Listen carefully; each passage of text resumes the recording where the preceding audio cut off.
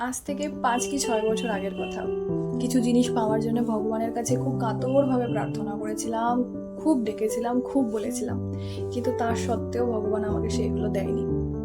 তখন ভগবানের উপরে খুব রাগ, অভিমান, ক্ষোভ হয়েছিল। এমনও মনে হয়েছিল যে আদেও ভগবান বলে কেউ আছে কিনা। এত বললাম, এত ডাকলাম, তবুও সে সেটা আমাকে দিল না।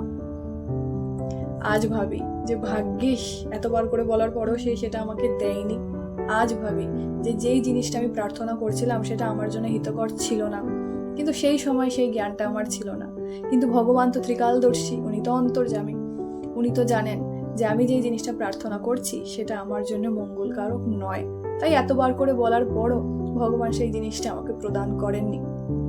উনি জানতেন যে এটা প্রদান করলে আমার ক্ষতি হতে পারে, তাই তিনি সেই সময় আমাকে রক্ষা করেছিলেন। কিন্তু আমি তখন বুঝিনি। ভগবান তাই তো গীতায় বলছেন যে ভক্তের যা প্রয়োজন আমি সেটা তাকে প্রদান করে থাকি, এবং ভক্তের কাছে যা রয়েছে তার সংরক্ষণ করে থাকি। চিরন্তন ধ্রুব সত্য ভগবানের এই গীতার বাণী আজ আমি বুঝতে পারি। ভগবান তো পিতা, উনি কখনো সন্তানের ক্ষতি চান না। আমরা তাকে ভুল বুঝলেও, আমরা তাকে ভুলে গেলেও ভগবানের স্নেহের কোনো খামতি হয় না।